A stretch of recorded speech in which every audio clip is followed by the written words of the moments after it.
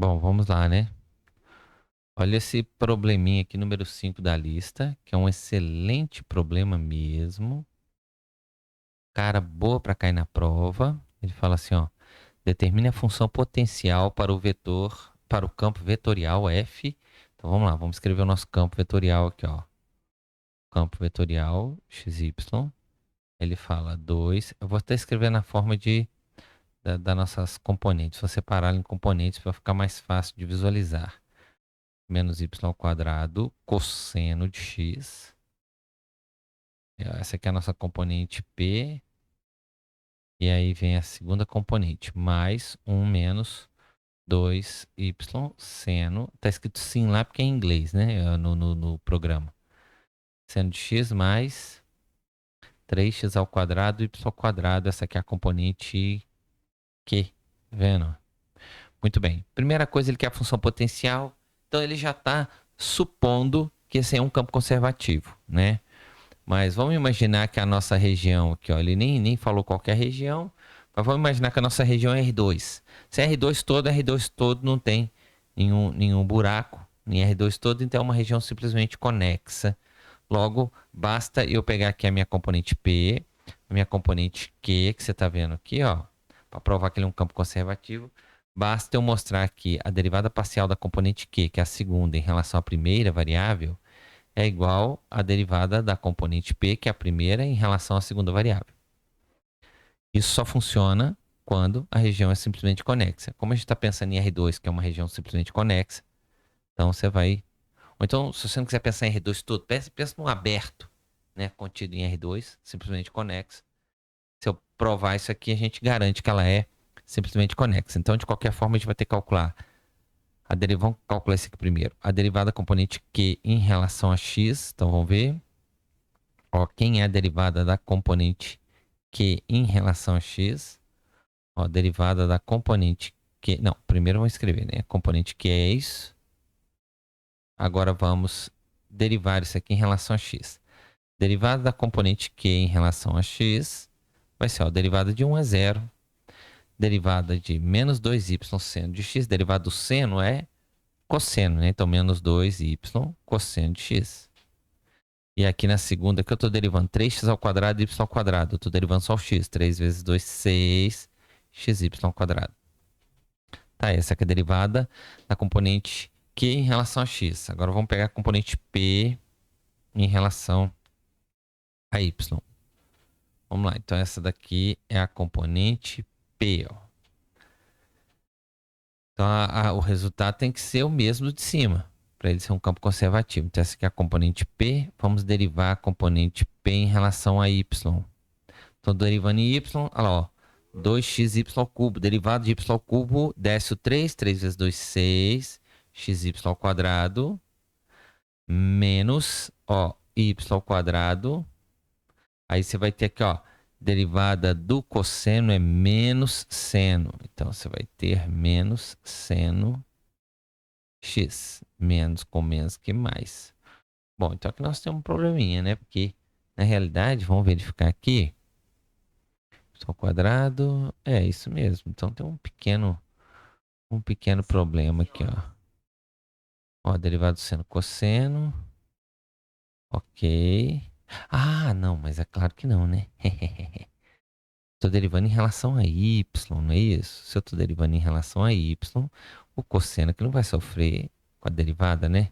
Ele é de x, ó. Estou derivando só y. Se eu estou derivando o y, esse y vai ter que descer, ó. Esse 2, né? 2y elevado a 1. E o sinal de menos conservar. Então, ou seja, olha para cá, ó. Estou derivando o y. 3 vezes 2, 6, xy ao quadrado. Menos, vou derivar o y, 2y. O cosseno é de x, eu estou derivando em relação a y. Se eu estivesse derivando em x, sim, derivado do cosseno menos seno. Mas eu estou derivando em relação a y. Muito bem, então, olha lá, você conclui que as duas coisas são iguais, né? Olha lá, 6xy ao quadrado menos 2y cosseno. Então, como a derivada de Q em relação a x é igual à derivada de P em relação a y. Isso implica que o campo é conservativo. Então, o campo é conservativo.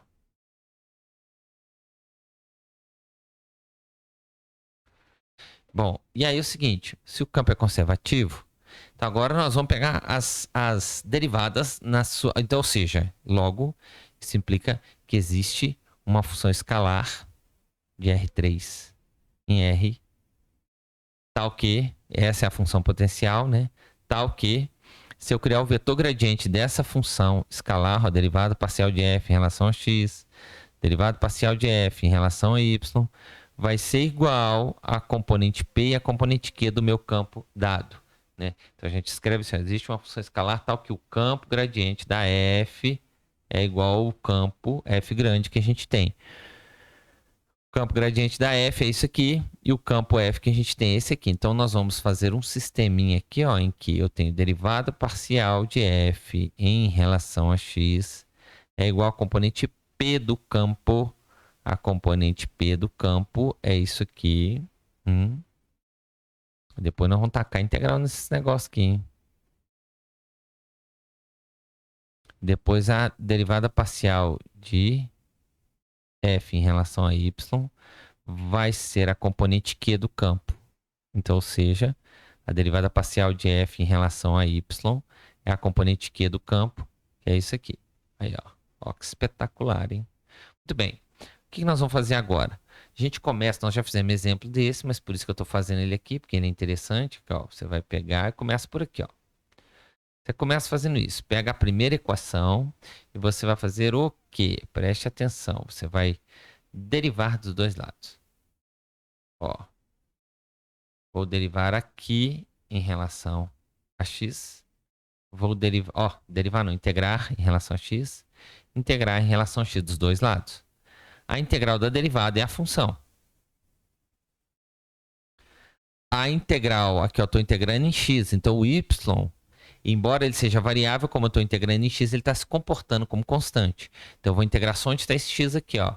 Então a integral do x é, ó, o 2 fica, eu vou integrar o x, x ao quadrado sobre 2, o y mantém, porque eu estou integrando em x, menos, estou integrando o cosseno aqui, ó, veja, do cosseno é seno. Tá certo? Estou integrando em x. E o y ao quadrado só acompanhou. Aqui eu posso cortar esse 2, né? Ó. Muito bem. Só que veja, eu estou integrando em x. Então isso aqui gera para mim uma constante, porém uma constante que depende do y. Depende do y porque o y aqui está se comportando como constante, mas ele não é constante. Né? Tanto que se eu fizesse o processo, se eu derivasse aqui em relação a x... Na hora que eu derivasse o c aqui em relação a x, ele ia zerar, porque ele é uma função de y. Bom, então como é que ficou a nossa função, por enquanto? Né? Por enquanto ela está assim, né? Ó. Tirar esse... Por enquanto ela está desse jeito aqui, ó. Aí você pode tirar esse aqui, ó. Tá assim. Bom, o que eu vou fazer? Eu vou agora usar a linha de baixo. Na linha de baixo não tem informação sobre a derivada da f em relação a y. Então, vamos pegar a função do jeito que você está vendo ela aqui. Só arredar ela para cá um pouquinho. E eu vou derivar f em relação a y. Estou derivando isso aqui em relação a y. Vou derivar, então, dos dois lados aqui em relação a y. Então, vou derivar em relação a y. X ao quadrado y ao cubo vai dar 3x ao quadrado y ao quadrado menos... Estou derivando o y, 2y, seno de x. O x é constante agora. E estou derivando c de y, vai dar c' de y. Bom, mas eu sei quem que é a derivada de f em relação a y. Está escrito aqui, ó, a derivada de f em relação a y é igual a isso aqui, ó. Então eu vou substituir onde está a derivada parcial de f em relação a y, eu vou colocar isso que está aqui, que é o que está lá em cima, né? E o restante eu vou colocar do outro lado aqui, ó. Aí, ó. Aí você olha o seguinte, veja que você tem esse 3xy ao quadrado aqui, que eu vou cortar com esse aqui. Ótimo. Então, o que sobrou na mesa aqui, né? Ah, eu acho que esse menos 2y seno de x também, nós vamos cortar esse aqui também, igualzinho de cá, ó, cortou. O que sobrou na mesa? Sobrou na mesa só que, de um lado, eu tenho c' de y igual a 1 que está do outro lado. Então, você de novo integra dos dois lados. Eu vou integrar o c', só que agora eu vou integrar em y, porque o c' é uma função de y. Eu sou obrigado a integrar do outro lado em y também. Só que a integral da derivada, ela uma inversa da outra, então da própria função, c de y.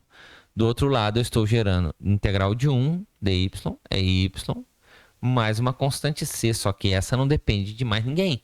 Porque, veja bem, eu estou integrando o 1, eu estou integrando 1, que aqui, ó, neste caso, é uma função simples, aqui, tá vendo? Ó?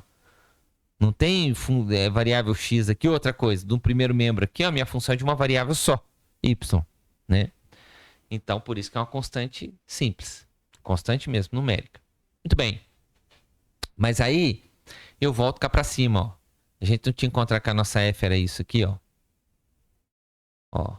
Então, vamos colocar aqui, ó. Logo, ou melhor, como a f é isso que você está vendo aqui, ó. Como a f é isso que você está vendo aqui. Então, onde está o c, eu vou apagar e vou colocar o quê? Y mais c. Então, aqui, ó.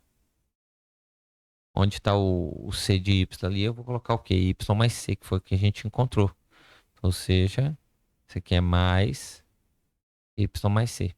Foi o que a gente encontrou. Então, aqui estamos com a nossa função potencial f. Aí, ó. Tá aí. É o que ele queria. Tá aí. Função potencial. Agora, vamos lá. Na letra B, ele vai pedir o quê? Para você calcular isso aqui, ó. Tá vendo? Ela é a integral do campo, né? Bom, mas o campo não é conservativo. Se o campo... Olha que espetacular. Às vezes a pessoa faz uma contaeda danada. Deixa eu pegar uma cópia da B aqui. Pra gente ganhar tempo aqui, ó. Vou pegar aqui. Ó. Às vezes a pessoa perde um tempo danado. Fazendo uma contaeda danada. Observe que ele está usando aqui na B as componentes P e Q do campo da letra A, tá vendo?